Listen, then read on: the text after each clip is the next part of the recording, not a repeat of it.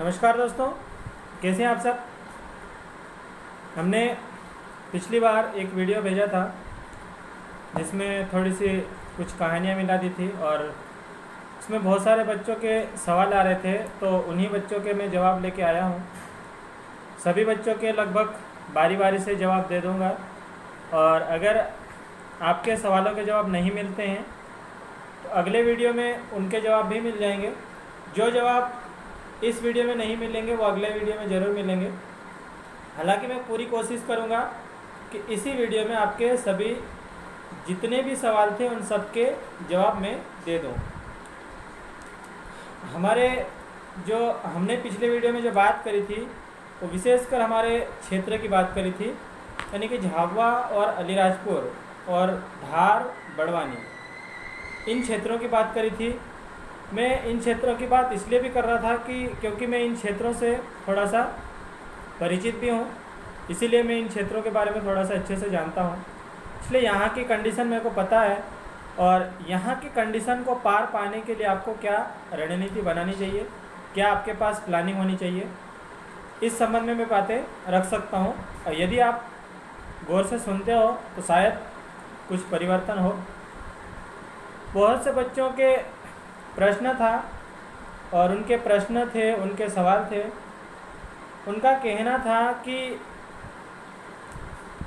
आपने जो बात करी वो अच्छी बात करी है, हमको लगा भी है कि हम पढ़ेंगे, लेकिन बात नंबर 1, हमारे घर वाले हमारा साथ नहीं दे रहे हैं, हमको पढ़ने के लिए बाज़ार में या कमरा लेके नहीं रहने दे रहे हैं।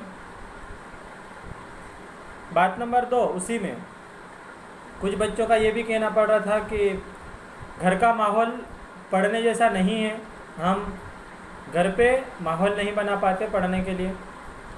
ये उनके प्रश्न थे, तो उनके भी जवाब मिलेंगे आपको।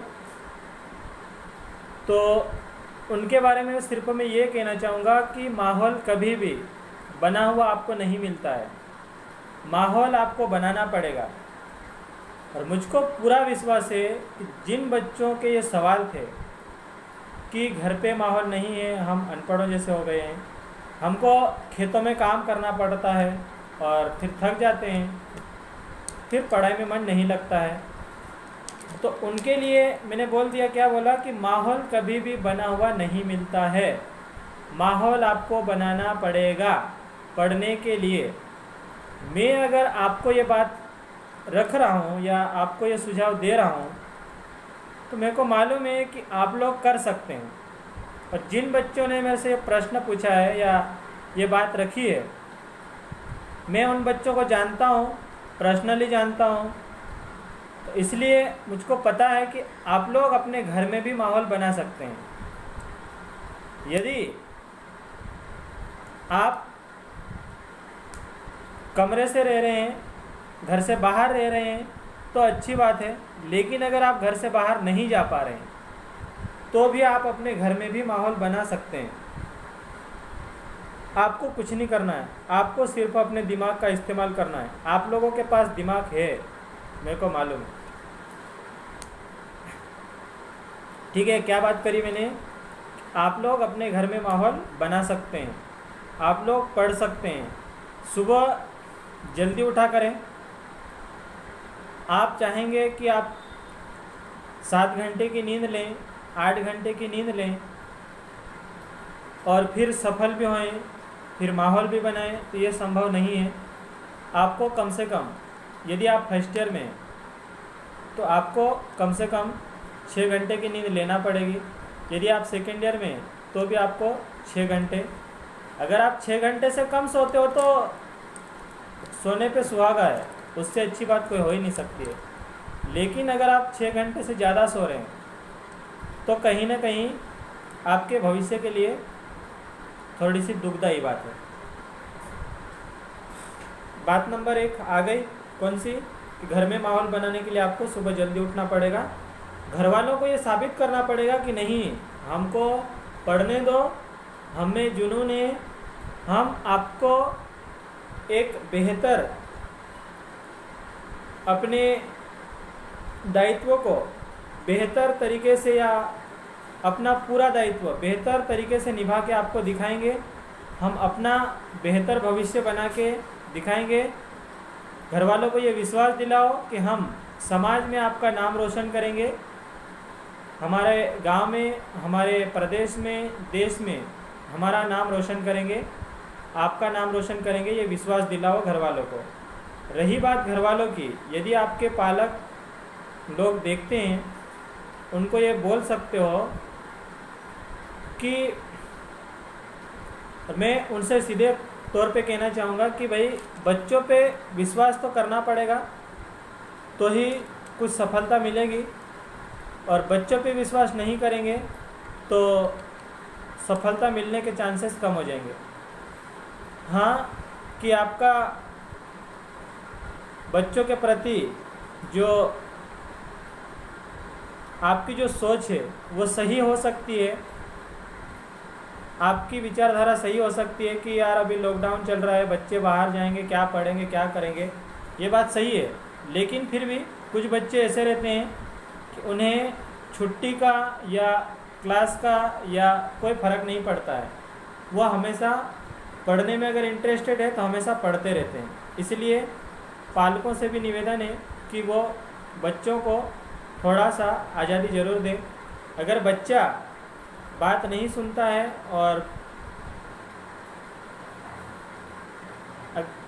कुछ भी करने को चले जाते हैं तो फिर आप उन पे पाबंदी लगा सकते हैं। लेकिन अगर बच्चा ईमानदार है तो फिर आप उनको थोड़ा सा आज़ादी ज़रूर दें। तो ये बात हो गई माहौल की।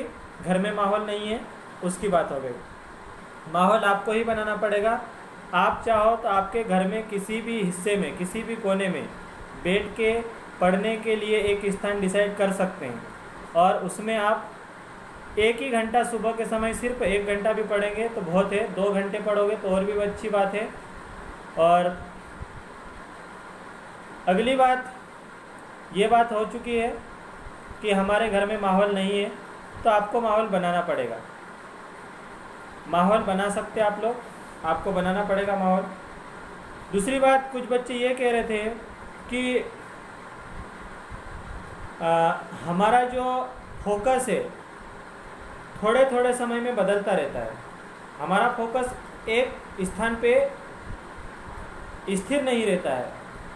ये भी उनके प्रश्न थे।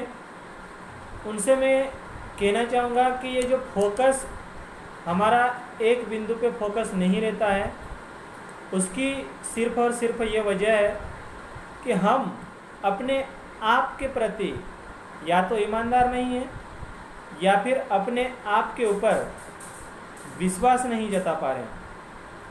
आपको ये विश्वास दिलाना पड़ेगा कि हम जो भी कर रहे हैं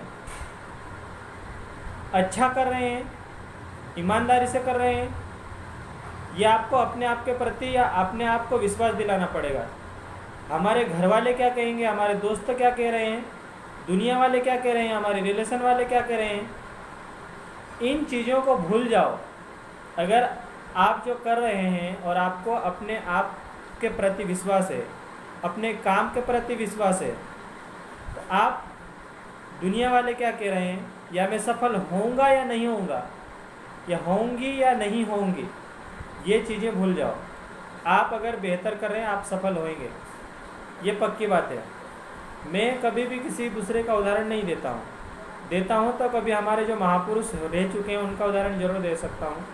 जो बच्चे अभी पहले जो पॉइंट में मैंने बात करी थी कि हमारे घर में माहौल नहीं बनता, उनसे मैं सिर्फ एक बात कहना चाहूँगा कि बाबा साहेब के बारे में सुना होगा आप लोगों ने। बाबा साहेब के घर में कौन सा माहौल था, कौन सा माहौल था उनके घर में,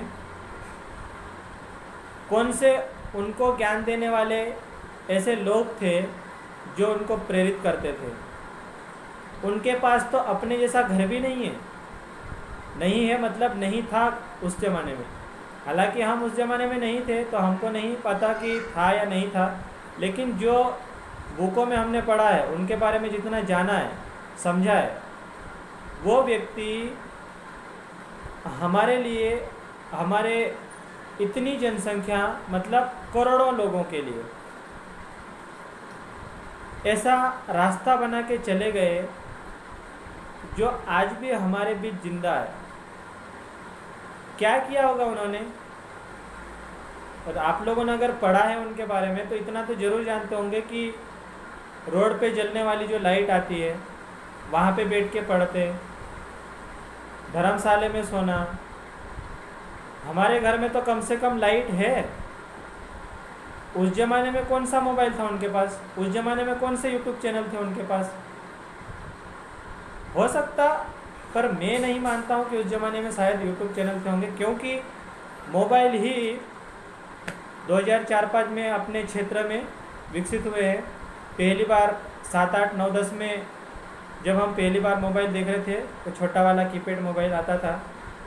हम हाथ नहीं लगाते थे उसको हाथ नहीं लगाना, नहीं तो कहीं ख़राब हो जाएगा। तो 7-8 हज़ार का मोबाइल है। 7-8 हज़ार रुपये उस ज़माने में बहुत बड़ी बात थी। आज छोटे छोटे बच्चे, 3 साल के बच्चे को मोबाइल दे दो, उसको पता है छोटू दादा कहाँ से आता है, मालूम है उनको, निकाल लेते हैं वो।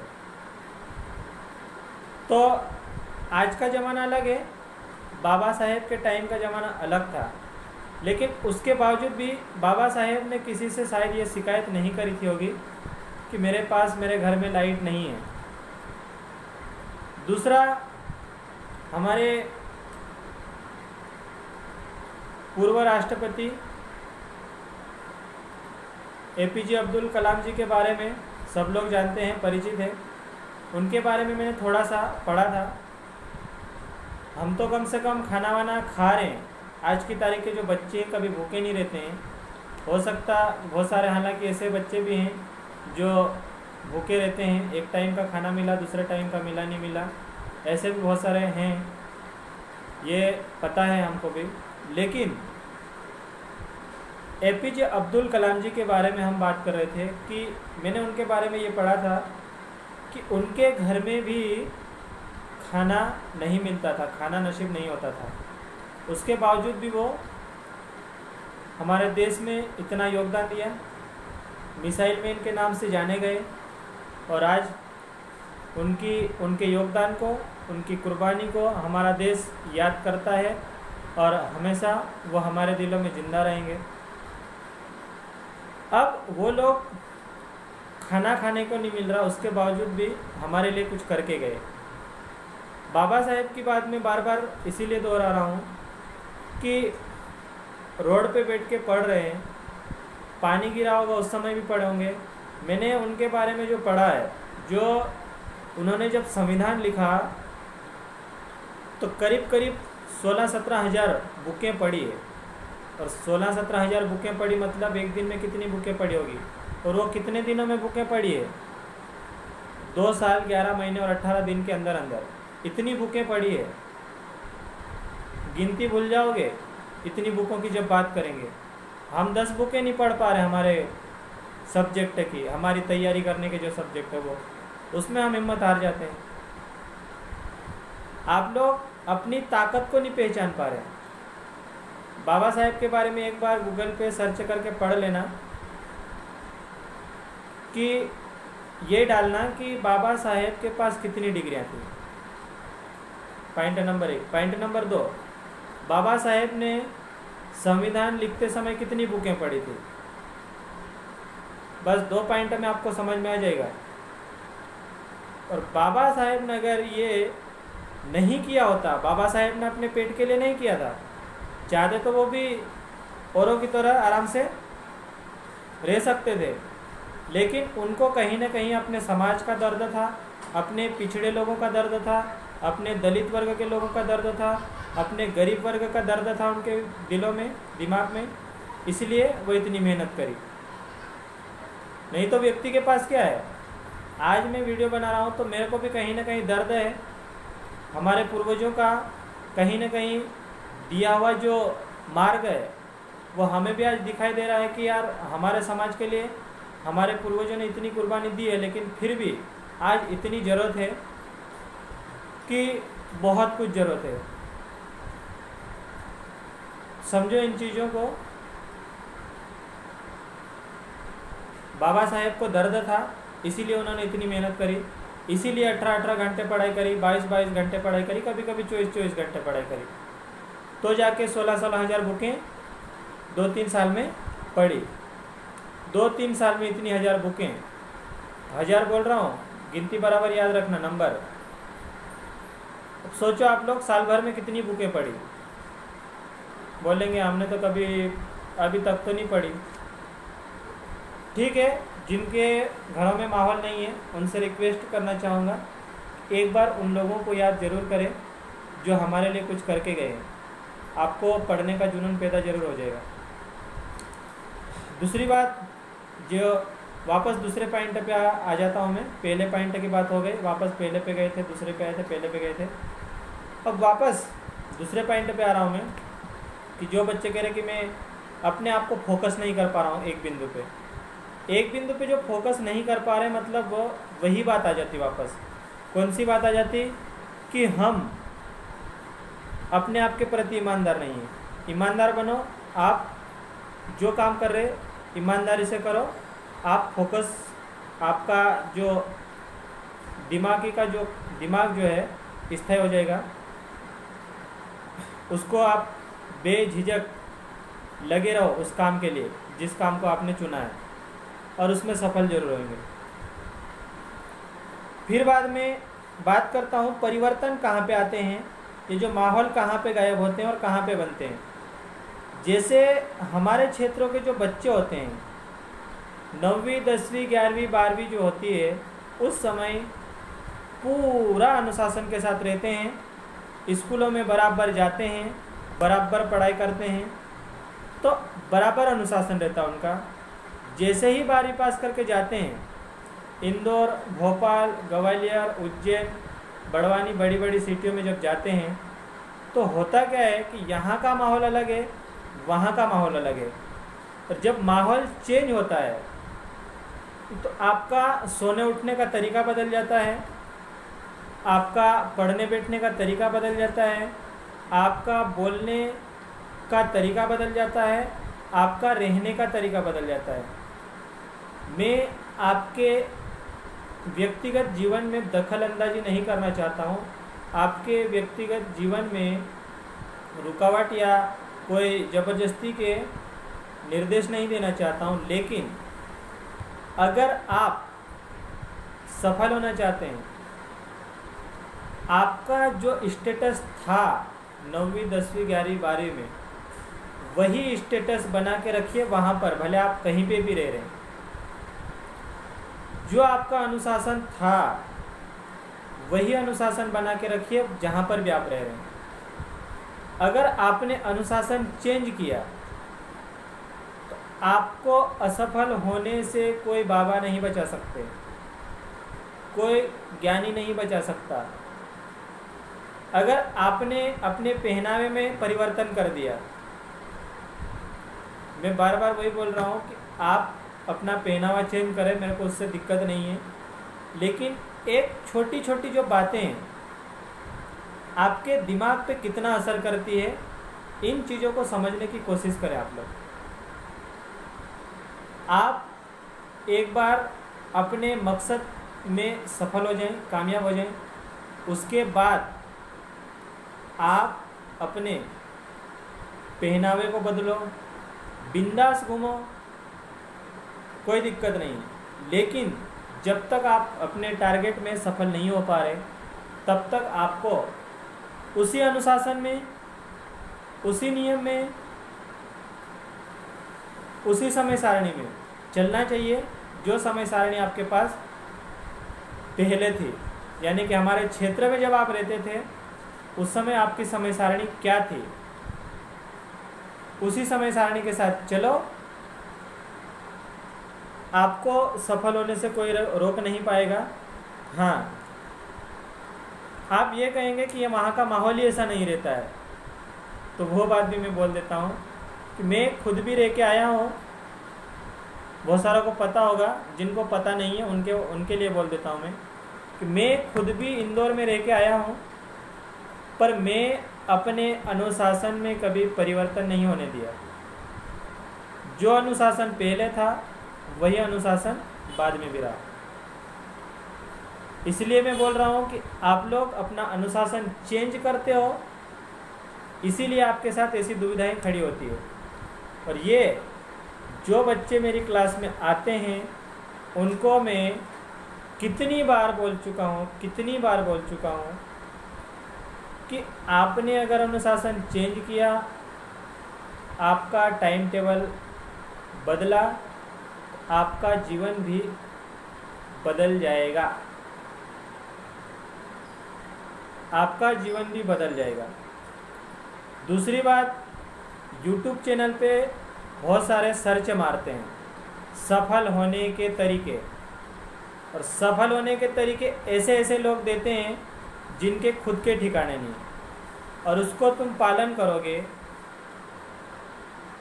जो व्यक्ति खुद अनुशासित नहीं है, जिस व्यक्ति का खुद का ठिकाना नहीं है, वो कुछ तो भी बोल रहा है, उसको तो चैनल ग्रो करना है, और हम उसको मान लेंगे कि हाँ यार हो सकता है। तो अगर आप उनकी बात सुन के आप सफल हो जाते हैं, अच्छी बात है, मुझको उसमें कोई एतराज़ नहीं है। लेकिन आप किसी का अगर मार्गदर्शन चाहते हैं या किसी चैनल का अगर देखते हैं, पहले तो उन चीज़ों को, उस चीज़ को अमल करो कि भाई हम जिनका अनुसरण कर रहे हैं या जिनकी बातों का पालन कर रहे हैं, उनके बारे में अच्छे से जानो पहले, उसके बाद में उनकी बातों के बारे में जानो कि उनकी बातों में कितना दम है। तो आपका वीडियो देखना सफल है। अगर आप इन चीज़ों पे गौर नहीं करते हो तो फिर वीडियो तो करोड़ों में मिल जाएगी। यूट्यूब चैनल पे जाओगे, फेसबुक पे जाओगे, लाखों में करोड़ों में वीडियो मिल जाएंगे, एक से एक मिल जाएंगे। आप जब बढ़ाते जाओगे उसकी सीरीज ख़त्म नहीं होगी। लेकिन आपको सही मार्गदर्शन कहाँ मिल रहा है, आपके क्षेत्र के बारे में क्या कंडीशन है, आपकी खुद की आर्थिक कंडीशन क्या है, आपके घर वालों की विचारधारा क्या है, आपके परिवार वालों की विचारधारा क्या है, उसके अनुसार अगर चलोगे तो ही सफलता के चांस है। अगर उनके अनुसार नहीं चलोगे और मार्गदर्शन देने वाले दिल्ली के हैं, मुंबई के हैं, वो बोल रहे हैं कि आप ऐसा करो वैसा करो, और आप उसको पालन करने की कोशिश कर रहे हैं, तो फिर आपकी मर्जी। मैंने तो बोल दिया कि आपको क्या करना, आपकी कंडीशन क्या है, आप अपनी कंडीशन, अपने घर परिवार वालों की कंडीशन, अपनी आर्थिक स्थिति, फिर अपनी कमजोरी सिर्फ अपने को मालूम होता है, किसी को मालूम नहीं होती है। अपनी ताकत भी सिर्फ अपने को मालूम होती है, बाकी किसी को मालूम नहीं होती है। इसलिए जो कमजोरी है उसको दूर करने की कोशिश करो, और उसके लिए भी खुद को करना पड़ेगा। दूसरी बात, आपकी जो ताकत है उसका इस्तेमाल कैसे करना, वो भी आपको ही करना पड़ेगा। इसके लिए कोई आके बताने वाले नहीं है कि आपकी ताकत क्या है। मैंने आपको थोड़ा सा एहसास कराया है कि आपकी ताकत क्या है, पहले पॉइंट में बोल दिया था। जिन बच्चों ने अभी 12वीं पास करी उनके लिए भी ये वीडियो है, वो भी सुन लें, समझ लें। मैंने बात पहले ही बोल दी है कि 12वीं अगर आपने निकाली, आपको बाहरी दुनियादारी से मतलब नहीं है। आपको जैसे तुम लोग 12वीं में रह रहे थे वैसे ही रहो, उसी अनुसार चलो, जैसे 12वीं में पढ़े थे वैसे ही पढ़ो, तो आपके सफल होने के चांसेस बढ़ जाएंगे। और अगर गए इंदौर में और इंदौर की थोड़ी सी हवा लगी, है ना, थोड़ी सी हवा लगी, हमारे पहले से जो रह रहे थे वहाँ पे पहले हमारे सीनियर जो है वो बर्थडे मना रहे हैं, बड़ी बड़ी पार्टियाँ दे रहे हैं, और घर वालों को बोल रहे हैं कि हम पढ़ाई कर रहे हैं। घर वाले तो बेचारे देंगे कि हमारा बच्चा पढ़ाई कर रहा है, हमारी बच्ची पढ़ाई कर रही है। ये कड़वा है लेकिन सत्य है। 90% लोग वहाँ पे अपने समय का सदुपयोग नहीं करते, विशेषकर हमारे क्षेत्र की बात कर रहा हूँ मैं। कब तक होगा ये, कब तक चलेगा? माँ बाप एक स्टेज तक हमारे को देखभाल करेंगे या हमारे को अर्थव्यवस्था देंगे या आर्थिक रूप से हमको सपोर्ट करते रहेंगे, लेकिन एक स्टेज आएगी जब हमारे घर वाले कह देंगे कि यार अब हमारे पास हिम्मत नहीं रही, मतलब हमको कहीं ना कहीं इन चीज़ों से दूर रहना पड़ेगा। जो कुछ पुराने साथी लोग भी वीडियो देख रहे होंगे, देखेंगे तो मेरी बात सुन के बोलेंगे हो सकता है मेरे को गालियाँ भी पड़े, पर जो सत्य है वो सत्य है। यही वजह रहती है कि हम सफल नहीं हो पाते। फिर एक स्टेज आती है, व्यक्ति डिप्रेशन में जाने लगता है, मानसिक तनाव में आने लगता है। फिर ये आते हैं कि सर्विस नहीं मिल रही, नौकरी नहीं मिल रही, भीड़ बढ़ रही, कंपटीशन बढ़ रहा, लेकिन कहीं ना कहीं कंपटीशन से अलग करने के लिए रास्ते हमने खुद ने बनाए हैं, इसीलिए हम असफल हो रहे हैं। आप एक बार कट्टरता से उस रास्ते पे चल के देखो, आप जरूर सफल होंगे। और कुछ लोग बहुत दुनियादारी कुछ भी बोले, मेरे को उससे मतलब नहीं है, लेकिन जो मेरे को जानते हैं उनके लिए ये बातें बोलती है। तो हमारे जो सीनियर लोग गए हुए हैं उनसे इतना ज़रूर पूछे कमरा कैसा लेना है, कहाँ लेना है। लेकिन अगर हमारे पुराने जो साथी है ज़्यादा इंटरेस्ट लेते हैं पार्टियों में, तो उनसे थोड़ा सा हाथ जोड़ के दूरी बना लें, नहीं तो वो हम तो डूबे सनम तुमको भी ले डूबेंगे, ये वाली कहावत में तुमको निपटा देंगे। इसलिए सुनना सबकी, करना मन की, ऐसा मेरा मानना है। ये बात हो चुकी है, बाकी बहुत सारी बातें हो चुकी है। और कुछ बच्चे जब भी जैसे 12वीं का रिजल्ट आया है उसमें फेल भी हो चुके होंगे, किसी को सप्लीमेंट्री भी आई होगी, वो बच्चे निराश ना हो, आपको हिम्मत से काम लेना चाहिए। फेल हुए हैं आप, फेल हुए मतलब कुछ नहीं हुआ है, गलतियां होती रहती है। फेल हुए इसका मतलब क्या है कि आप लोगों ने 12वीं में ढंग से पढ़ाई नहीं करी थी, इसलिए आप उस काम में सफल नहीं हो पाए। अब अगली बार अच्छी मेहनत करेंगे और उसमें सफल हो जाएंगे।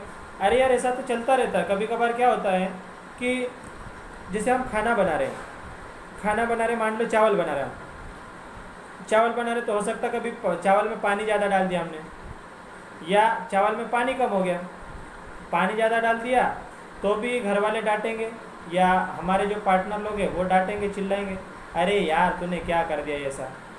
अगर पानी कम कर दिया तो भी डांटेंगे, चिल्लाएंगे। लेकिन एक बार अगर हम गलती करेंगे तो हमको ये एहसास हो जाएगा, यार अगर हमने पानी कम कर दिया था तो हमको ये एहसास हो जाएगा कि यार पानी कम कर दिया था मतलब चावल कच्चे रह गए थे, तो अगली बार क्या करेंगे, हम पानी थोड़ा सा बढ़ा लेंगे। वही कंडीशन हमको आगे भी करनी है। मतलब हम अगर 12वीं में फेल हो गए और हमने जो प्लानिंग बनाई थी पढ़ने की, हमारी जो प्लानिंग है वो सही प्लानिंग नहीं थी, मतलब हम क्या करेंगे, अगली बार हमारी प्लानिंग को बेहतर करेंगे। अगर हम पिछली बार अच्छे से नहीं पढ़ रहे थे तो अगली बार और बेहतर पढ़ेंगे, तो क्या हो जाएगा, अगली बार हम सफल जरूर होंगे। ये हमारे चांसेस है पूरी तरह से। तो जो बच्चे फेल हुए उनकी बात हो गई है। आप बस ये उदाहरण याद रख के आप करेंगे, उम्मीद है कि आपको अच्छा लगेगा और आप सफल भी जरूर होंगे। अब आप लोग सोचेंगे कि यार थोड़े दिन पढ़ लेंगे और हम सफल हो जाएंगे, ऐसा नहीं हो सकता, ऐसा संभव नहीं है, ऐसा कतई संभव नहीं है। आपको जिस क्षेत्र में काम करना है, जिस क्षेत्र में सफल होना है, उस पर बार बार काम करना पड़ेगा, रोज़ रोज़ काम करना पड़ेगा, दिन रात काम करना पड़ेगा। उसके पीछे आपको एक दीवाना की तरह लड़ना पड़ेगा। दीवाने की तरह लगना पड़ेगा, तो आप उस काम में सफल हो पाएंगे। अगर आप दुनिया वालों के डर से पिछड़ जाएंगे तो आप सफल नहीं हो पाएंगे। आप दोस्तों के नज़रिए से देखेंगे तो आप सफल नहीं हो पाएंगे। आपको सिर्फ और सिर्फ अपना टारगेट याद रखना है, और उस टारगेट के लिए आपको क्या क्या प्लानिंग करनी है, क्या क्या मेहनत करनी है, क्या क्या रास्ता अपनाना है, कहाँ कहाँ जाना है, किससे किससे मिलना है, वो सारी प्लानिंग आपको ही तय करना है, और कोई कुछ नहीं कर सकता है। लगे रहेंगे, सफल जरूर होंगे। फिर बाद में हमारी तरफ से अगर कोई चीज़ आती है, जैसे आप लोगों को मैंने बोल दिया, आप लोगों के लिए जैसे हमने मैथ्स के वीडियो डाले, अब अगला हमारा टारगेट ये है कि यूट्यूब पे हमने मैथ्स की वीडियो डाल दिए हैं। आप लोगों ने अगर वीडियो नहीं देखे तो प्लेलिस्ट में जाके मैथमेटिक्स करीब 50 के आसपास वीडियो डल चुके हैं।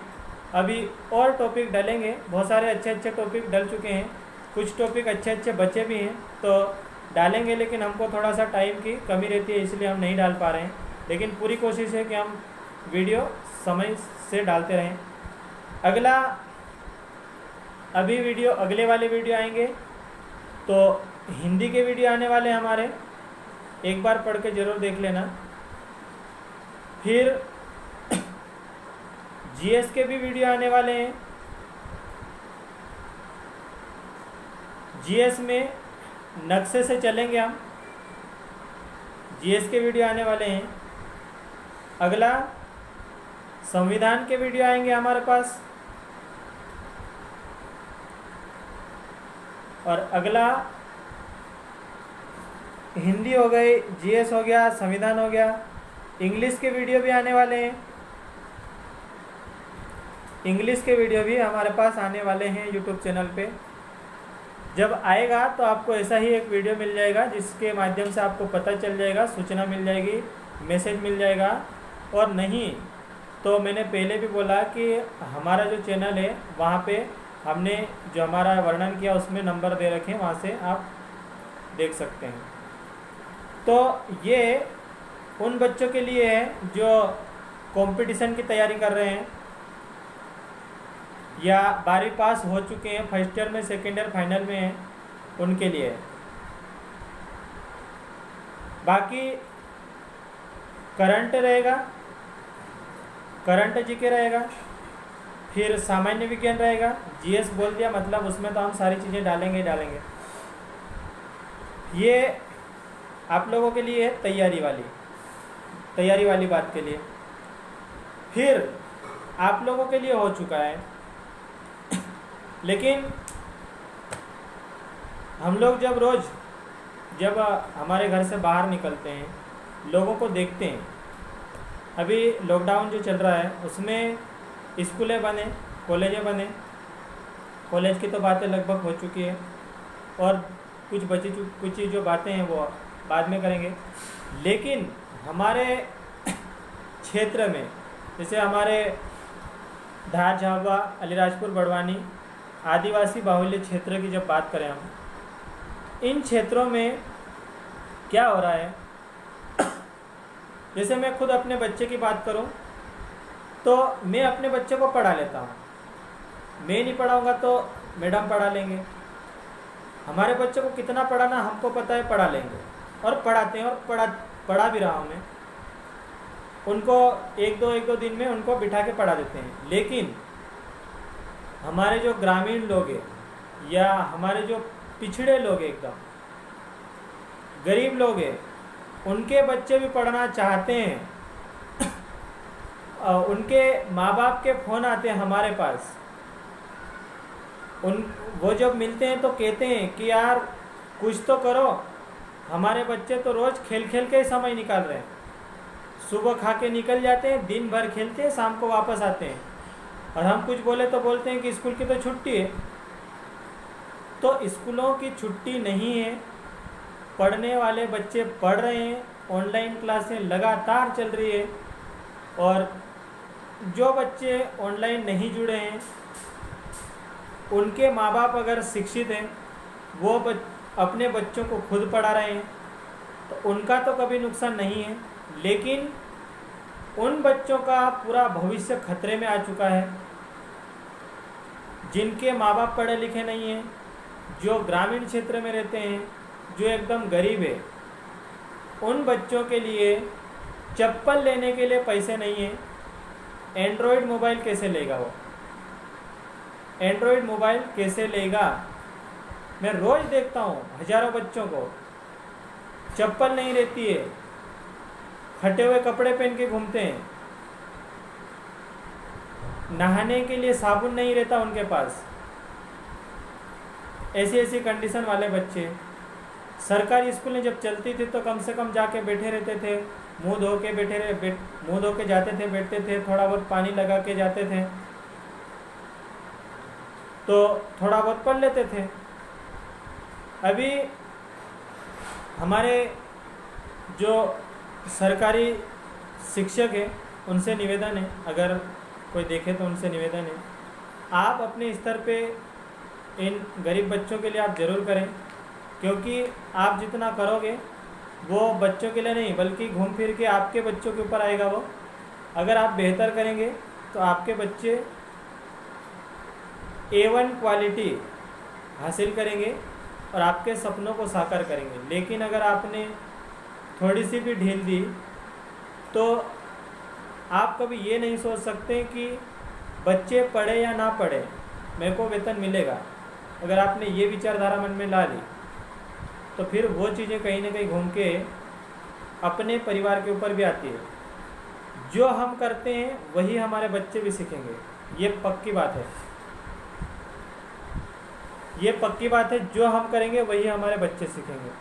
इसलिए आप जितना हो सके घर घर जाके या सोशल डिस्टेंसिंग का, फिजिकल डिस्टेंसिंग का ध्यान रखते हुए कम से कम लोगों को 4 बच्चों को, 5 बच्चों को, 10 बच्चों को, जैसा भी आप कंट्रोल कर सकते हैं।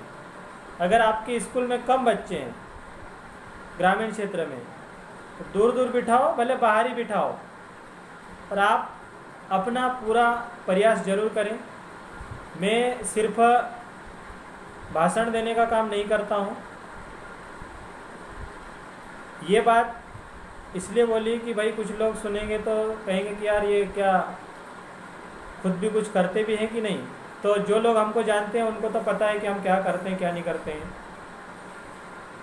हम जितना करते हैं आप लोगों को करने के लिए उसमें से केवल 10% बोल रहे हैं, मुश्किल से 10%। और हमारा जो चलता है कंटिन्यू चलता है। रात में नींद जब खुल जाती है तो नींद नहीं आती है, ये बातें मन में चलती रहती है। तो और चिंता मेरे को मेरे परिवार की नहीं है, चिंता मेरे को इन लोगों की है, उन बच्चों की है जिनके लिए कोई माहौल नहीं है। और मैं चाहता हूँ कि हम उनको माहौल दें। जो सरकारी टीचर हैं उनसे भी, जो हमारे क्षेत्र के टीचर लोग हैं उनसे मैं मार्गदर्शन भी चाहूँगा, उनका सहयोग भी चाहूँगा। और हम लोग उसके लिए प्लानिंग कर रहे हैं। उन बच्चों तक हमारी आवाज़ पहुंचाने की कोशिश कर रहे हैं, उन बच्चों तक हमारा ज्ञान पहुंचाने की कोशिश कर रहे हैं। उसके लिए हमने YouTube पे चैनल बनाए हैं, और ये जो चैनल है ये शिक्षा के लिए ही चैनल है। शायद हम छोटे बच्चों को पढ़ाने के लिए अलग से चैनल बनाएंगे, लेकिन चैनल के साथ साथ हम प्रोजेक्टर की बात कर रहे हैं, प्रोजेक्टर की व्यवस्था कर रहे हैं। उसमें आप सभी का सहयोग भी चाहिए और मार्गदर्शन भी चाहिए, और साथ ही साथ आपको समय भी देना पड़ेगा। जो लोग हमारे साथ में या हमारे साथ जुड़े हुए हैं, हमको पहचानते हैं, हम एक दूसरे को पहचानते हैं, उनको हमसे मिलकर चर्चा करनी चाहिए, हमको मार्गदर्शन देना चाहिए, हमको सहयोग करना चाहिए। हम कुछ गलती कर रहे तो उसमें सुधार करना चाहिए। वो क्या प्लानिंग है? तो प्लानिंग तो यही है कि यार सारी की सारी प्लानिंग तो हम बता नहीं सकते, इतनी सारी प्लानिंग जो क्या क्या चीज़ें होती है। लेकिन हमारा उद्देश्य है कि जहाँ जहाँ जिस जिस गांव में बच्चे नहीं पढ़ रहे हैं, हम अगर एक चैनल बनाते हैं और उस चैनल के माध्यम से हम मोबाइल लगभग सभी लोगों के पास रहते हैं। उस चैनल में हम अपने बच्चों को अपनी लैंग्वेज में पढ़ाएंगे और उनको, उनके घर वालों को हम ट्रेन करेंगे, उनकी मानसिकता को चेंज करेंगे। हमारे गांव में क्या होता है, अरे यार पढ़ा के भी क्या करना है यार, नौकरी तो मिल नहीं रही है, इतने सारे लोग, इतना कंपटीशन बढ़ गया है। ऐसा नहीं है। अगर आप शिक्षित हैं, आप अगर सही शिक्षा ग्रहण करें, आपको सरकारी नौकरी नहीं मिल रही, आप बिजनेस कर लेंगे, आप बिजनेस करेंगे, आप आपकी मेहनत का पूरा हिस्सा लेंगे। लेकिन अगर आपने शिक्षा ग्रहण नहीं करी, आप मेहनत करेंगे और आपकी मेहनत का कोई और ले जाएगा। इसलिए शिक्षा का होना जरूरी है। सरकारी नौकरी मिले ना मिले, आप बिजनेस करें, निजी क्षेत्र में चले जाएं, कहीं पे भी चले जाएं। आप ठेला गाड़ी खड़ी करके उस पर कोई भी दुकान चला सकते हैं, आप फोटोकॉपी की दुकान चला सकते हैं, आप स्टेशनरी की दुकान चला सकते हैं, आप कपड़े की दुकान चला सकते हैं। लेकिन उसके लिए आपको घूमना फिरना पड़ेगा, और घूमने फिरने के लिए आपको कम से कम थोड़ा बहुत पढ़ना लिखना आना चाहिए, आपको जोड़ घटाव गुणा भाग करना आना चाहिए। इसलिए आपके बच्चों को पढ़ाना ज़रूरी है, छोटे छोटे बच्चों को पढ़ाना ज़रूरी है। बातें तो बहुत सारी है, लेकिन मेरे खुद के बहन के बच्चे, भाई के बच्चे, मामा के बच्चे, बुआ के बच्चे और मेरे काका बाबा के बच्चे जो भी हैं, मैं अगर इन चीज़ों को समझ सकता हूँ तो मेरा उद्देश्य है कि मैं उन बच्चों तक भी मेरी सोच, मेरी विचारधारा पहुँचाऊँ। अगर मेरी विचारधारा अच्छी है तो बच्चे समझेंगे, उनके घर वाले समझेंगे और उनके साथ जुड़ेंगे और आगे बढ़ेंगे। और ऐसा नहीं है कि हमने अभी तक कुछ किया नहीं है, हमने विचारधारा की मुहिम चलाई और विचारधारा चल भी रही है, और आज उसका परिणाम भी अच्छा खासा दिख रहा है, और भविष्य में हम उसको A1 क्वालिटी पे पहुंचाएंगे। और आज भी A1 क्वालिटी तो चल रही है। ये नज़रिए की बात है, नज़र की बात है, समय की बात है, और बाकी विचार की बात है। तो हमको इस काम में सफल होना है तो आपका सहयोग चाहिए, और आपकी सफलता के लिए हम प्रतिबद्ध हैं। हम आपकी सफलता के लिए हम मेहनत करेंगे। लेकिन हमारे जो गरीब वर्ग है उनको ऊपर उठाने के लिए कोई नेता या कोई मंत्री आने वाला नहीं है। मंच पे, बड़े बड़े मंच पे बड़े बड़े वादे करके चले जाएंगे, बड़े बड़े भाषण दे के चले जाएंगे, लेकिन उससे हमारा समाज ऊपर उठने वाला नहीं है। हमारा समाज, हम किसी भी पार्टी की तरफदारी कर लें, किसी भी पार्टी की बुराई कर लें, किसी भी व्यक्ति का समर्थन कर लें, किसी भी व्यक्ति की बुराई कर लें, लेकिन उससे कोई परिवर्तन नहीं होने वाला है। हाँ, इतना हो सकता है कि आपने अगर किसी की तरफदारी की तो हो सकता है कि आपको किसी योजना का लाभ मिल जाए। सरकारों के पास इतनी योजनाएं कि बहुत सारी योजनाएं, लेकिन आपको वो योजना का पता तभी होगा जब आप शिक्षित होंगे, क्योंकि कोई भी व्यक्ति सामने से आके आपको वो योजना बताने वाला नहीं है।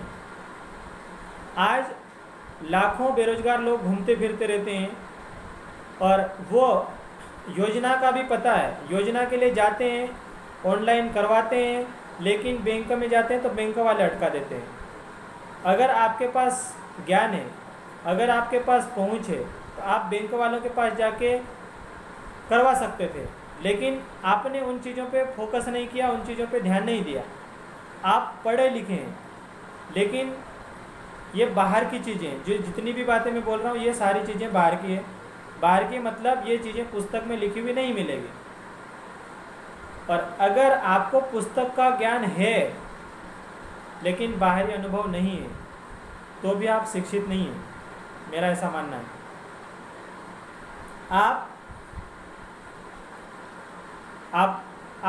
आपके जो विचार है वो ज़रूर हमको बताइएगा, कमेंट में ज़रूर लिखिएगा। मैंने जो प्रोजेक्टर की बात करी, उसमें सहयोग की बात करी।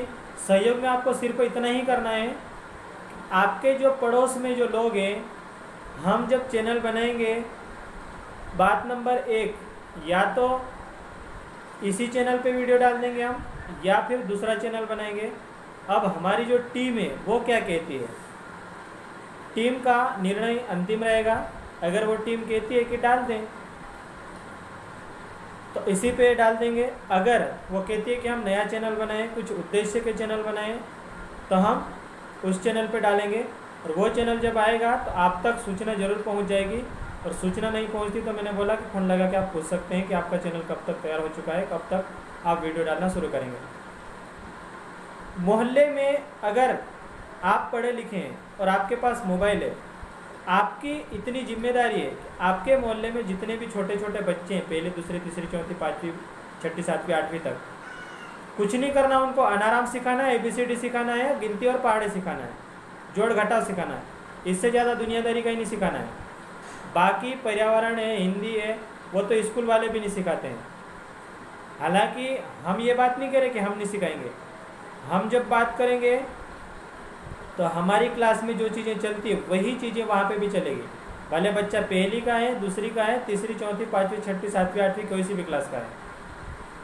इन बातों को याद रखेंगे और बारीक चीज़ें, ये सारी की सारी चीज़ें आप अगर पढ़े लिखे हैं, आप इन चीज़ों को समझते हैं, तो आपकी ये जिम्मेदारी है। उन बच्चों को प्यार से समझाओ, उनको नफ़ा नुकसान समझाओ, उनको लाभ हानि समझाओ, भविष्य और वर्तमान को तुलना करके बताओ, उनको अच्छे अच्छे उदाहरण से समझाओ। उनको कहो कि बच्चों ये मोबाइल में वीडियो चल रहा है, इसको देखो तुम लोग, अपने रिश्तेदारी में बोलो, अपने बुआ के यहाँ बोलो, अपने मामा के यहाँ बोलो, उनके घर में मोबाइल है। और गांव में लगा, मतलब ज़्यादातर लोगों के घरों में मोबाइल है, अच्छे अच्छे मोबाइल है, एंड्रॉयड मोबाइल है, उनमें सब चीज़ें आती है। न्यूज़ देखते हैं वो, लेकिन फोकट के न्यूज़ देखते हैं। यूट्यूब चैनल पे अच्छे अच्छे वीडियो, टाइम पास के वीडियो देखते हैं, अच्छी चीज़ें नहीं देखते हैं वो। उनको ये एहसास कराओ कि अच्छा क्या है और बुरा क्या है, उनको तर्कशील बनाओ। मेरा ये कहना पड़ता है। तो उसके लिए आपको यही करना है कि अपने मामा के यहाँ, बुआ के यहाँ, काका बाबा में जो भी है, उनके मोबाइल में चैनल खोज के बताओ कि ये वाला चैनल है, यहाँ पे ये चीज़ें आती है, ऐसा ऐसा करना है, प्लेलिस्ट में ऐसे जाना है, कक्षा पहली का ये करना है, कक्षा दूसरी का ये करना है, जोड़ सीखना हो तो यहाँ करना है, घटाव सीखना हो तो यहाँ करना है, भाग देना हो तो यहाँ करना है। सारी चीज़ें हम डालेंगे। अभी नहीं डाल रखी है, अभी सिर्फ 11वीं 12वीं और बाकी कॉलेज के लेवल की चीज़ें डाल रखी है। बाकी यही चीज़ें अपलोड है, बाकी चीज़ें अपलोड नहीं है।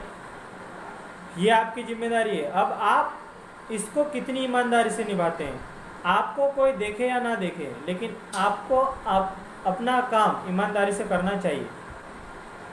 यूट्यूब चैनल पे ढूंढ के उनको दिखाना और साथ ही साथ अपना मोबाइल देना, या उनके घर में अगर मोबाइल है तो उनको ये बता के आना कि डेली पढ़ने बैठना चाहिए, यही नहीं तो मैं देख लूँगा या देख लूँगी। ये आपकी जिम्मेदारी है। आप अगर 12वीं पास हो चुके हैं तो आपकी जिम्मेदारी बनती है कि आप 8वीं क्लास के बच्चों को पढ़ाएं, आप उसको सिखाएं, आप उसको 2 बात सिखाएं। ये आपकी जिम्मेदारी है। अगर आप 12वीं क्लास में तो भी आपकी जिम्मेदारी है कि 10वीं में कैसे पढ़ाई करना। अगर आप 11वीं क्लास के हैं तो भी आपकी जिम्मेदारी कि 10वीं में कैसे पढ़ाई करना, 9वीं में कैसे पढ़ाई करना। आपको कोई पूछे ना पूछे, लेकिन उसको आप सामने से भी पूछ सकते हैं कि आपको कुछ पूछना है, कुछ दिक्कत है तो बोलो, हम सिखाएं। यही आपके बेस्ट जीवन शैली का परिचय होगा। इससे अच्छा कोई जीवन हो नहीं सकता है। लाइफ में तुम कितना भी कमाओगे, मरने के बाद सब यथावत रहेगा। ये मत सोचें, कोई भी ये ना सोचें कि यार हमको बहुत मालामाल बनना है तो ही दुनिया नोटिस करेगी। ऐसा नहीं है। दुनिया तब भी चलती थी जब हम नहीं थे। दुनिया अब भी चल रही है जब हम कुछ नहीं कर रहे हैं। दुनिया तब भी चलेगी जब हम बहुत कुछ करेंगे। दुनिया तब भी चलेगी जब हम चले जाएंगे। इसलिए जितना कर सकते बेहतर करो, और ऐसा करो, ये जो चीज़ें जो मैं बोल रहा हूँ ये अगर आप लोगों ने कर लिया, ये आपके मरने के बाद भी चलेगा। ये आपके लिए बहुत बड़ा प्लस पॉइंट है। आप उनको सिखाने के चक्कर में ये मत सोचो कि हम इनके लिए टाइम वेस्ट क्यों करें, टाइम बर्बाद क्यों करें। लेकिन आप एक बात गांठ बांध के रख लें, आप उनको सिखा रहे हैं, मतलब आप भी बहुत कुछ सीख रहे हैं। अपने अंदर की जो कमियां हैं वो दूर होगी। आप बोलना सीखेंगे, आप बोल नहीं पा रहे हैं कहीं खड़े होके, बोलना सीखेंगे। बच्चों के बीच में बात रख रहे हैं, वैसे कि वैसे आपका हैबिट बनेगी, आपकी व्यवहारिकता बनेगी, आपके शब्द सुधरेंगे, आपकी लैंग्वेज बदलेगी। आपको ये एहसास होगा कि कब क्या बोलना चाहिए, कहाँ क्या बोलना चाहिए, क्या सही है क्या गलत है, कहाँ पर कौन सी गलती नहीं करनी चाहिए। आप बच्चों को सिखा रहे हैं, आप निस्वार्थ भाव से बोल रहे हैं, निस्वार्थ भाव से सिखा रहे हैं। आपके पास बोर्ड नहीं है तो आप मोबाइल से सिखाओ, हम बोर्ड पे पढ़ाएंगे, वो चीज़ बताओ। आपके परिवार वाले गुजरात में रह रहे हैं, इंदौर में रह रहे हैं, मजदूरी करने गए हैं, आपके घर में रह रहे हैं, कहीं भी रह रहे हैं, उससे फ़र्क नहीं पड़ेगा, क्योंकि यूट्यूब चैनल हर जगह चलेगा। सिर्फ आपको वो चैनल बताना है और उसको सब्सक्राइब करवाना है, और साथ ही साथ उनको नोटिफिकेशन के लिए घंटी जरूर दबा देना है, और उनको ये बताना है कि हमारे काम की ही चीज़ें देखें, क्योंकि यूट्यूब चैनल पे दुनिया भर की चीज़ें चलती हैं। और कुछ ये भी सोच लेंगे कि यार ये तो सब्सक्राइब की बात कर रहे हैं, घंटी दबाने की बात कर रहे हैं, तो ये तो चैनल को बढ़ाने की कोशिश कर रहे हैं। हमको उसकी चिंता नहीं है, हमारा चैनल ऑटोमेटिक बढ़ रहा है और बढ़ जाएगा, वो समय के साथ बढ़ जाएगा। मैंने क्या बोला कि हम या तो इस पे डालेंगे या दूसरा चैनल होगा उस पे डालेंगे। मैंने ये बोल दिया कि यार ये तो हमारी जो कमेटी है वो तय करेगी, हमारी जो टीम है जो बोलेगी वही करेंगे हम। हमको निजी स्वार्थ के लिए कोई काम नहीं करना है। इस मैटर में हम निजी स्वार्थ की बात नहीं करेंगे, और हम इतना काम जरूर कर लेते हैं जिससे कि हमारा पेट चल जाए, इसलिए हमको इन चीज़ों की चिंता नहीं है। और हम जब बोल रहे हैं तो हमको बहुत प्रकार के काम आते हैं। जो बच्चे जानते हैं उनको तो मालूम है कि मैं क्या क्या काम कर लेता हूँ, और जो नहीं जानते हैं उनके लिए कि हम बहुत प्रकार के काम कर लेते हैं। तो हमको चिंता नहीं है, एक काम नहीं हुआ तो दूसरा नहीं हुआ तीसरा नहीं हुआ चौथा। पर जीवन का गुजारा करने के लिए हम कुछ भी काम कर लेंगे। हाँ, अगर जुड़ते हैं तो कोई दिक्कत नहीं है, सब्सक्राइब करते हैं कोई दिक्कत नहीं है, देखते हैं वीडियो कोई दिक्कत नहीं है हमको। तो ये चीज़ें हैं, बातें तो बहुत सारी हो गई। अब आपको अपनी बातें याद रखनी है कि आपका क्या उद्देश्य है, आपकी क्या जिम्मेदारी है, ये बातें आपको याद होनी चाहिए। नहीं तो मैंने बोल दिया और आपने सुन लिया, बात ख़त्म, भूल गए, ऐसा नहीं है। और कितनी बातें अच्छी थी, कितनी बातें बुरी थी, हमने तो कोशिश ये करी कि हम अच्छी बात बोलें, लेकिन गलतियां हो जाती है, स्वाभाविक सी बात है, मानव स्वभाव है, गलतियां सबसे होती है। और हो सकता कि हमने भी कुछ ऐसे शब्दों का प्रयोग कर दिया हो जिससे कि किसी की भावनाओं को ठेस पहुंची हो, तो हम क्षमा चाहेंगे उसके लिए। और आप अपने विचार ज़रूर भेजिएगा, कमेंट ज़रूर करिएगा, लिखिएगा ज़रूर, बड़े बड़े पैराग्राफ लिखिए, क्या समझा, क्या सही लगा, क्या गलत लगा, सारी चीज़ें लिखिएगा। हमें आपके कमेंट्स का इंतज़ार रहेगा, और हमें आपके सपोर्ट का भी इंतज़ार रहेगा, और हमें आपके काम का, आपकी कुर्बानी का भी इंतज़ार रहेगा। आप अपने गांव में, आप अपने मोहल्ले में, आप अपने परिवार में, आप अपने रिश्तेदारों में कितना परिवर्तन करते हैं, आपकी इमेज आपके परिवार के सामने कितने दिनों में आप अपने आप की इमेज बदल सकते हैं, बेहतर कर सकते हैं, इसकी हम उम्मीद करेंगे कि आप बेहतर से बेहतर करें और बहुत जल्दी करें, किसी का इंतज़ार ना करें। तो पढ़ते रहिए और लगे रहिए। एक बात ज़रूर कहूँगा मैं आखिरी में जाते जाते, एक शेर मेरे को याद है अच्छे से, कि आप जब ऐसा लगने लगता ना कि यार अभी हम असफल हो जाएंगे, अब हम कुछ कर पाएंगे या नहीं कर पाएंगे, उस समय के लिए उनके लिए कहना चाहूँगा, सिर्फ जो कहते ना कि मैं क्या कर सकता हूँ, क्या करें कैसे करें, उनके लिए ऐसा लगता है जब हम कुछ काम करना शुरू करते हैं ना, तो ऐसा लगता है कि यार हम कैसे करें, कहाँ से शुरू करें, ऐसा लगता है। लेकिन एक शायरी मेरे को शेर याद आ रहा है, एक शेर याद आ रहा है। अब किनका है वो तो मुझको पता नहीं है, लेकिन शेर जरूर याद आ रहा। खुद ही को कर बुलंद इतना, खुद ही को कर बुलंद इतना कि हर तकदीर से पहले खुदा बंदे से खुद कहे कि बता तेरी रजा क्या है। खुदा बंदे से खुद कहे कि बता तेरी रजा क्या है। अगर आपको विश्वास है तो ये संभव है। मैं जिस प्रोफेशन में हूँ या जिस फील्ड में हूँ, जिस दिन मैंने ये पहली बार कभी इसके लिए कदम उठाया था, तो मेरे को इतने ताने बाने सुनने पड़े थे हर जगह से, चाहे घर परिवार से, चाहे दोस्ती यारी से। कुछ एक दोस्त ऐसे थे या घर परिवार में भी कुछ एक सदस्य ऐसे थे जिनको विश्वास था कि मैं गलत नहीं हो सकता। उस समय विश्वास था, लेकिन ज़्यादातर लोगों को इस चीज़ पे या इस फील्ड पे विश्वास नहीं था कि मैं कौन सी फील्ड का चयन कर रहा हूँ और मैं कितना सफल हो पाऊँगा।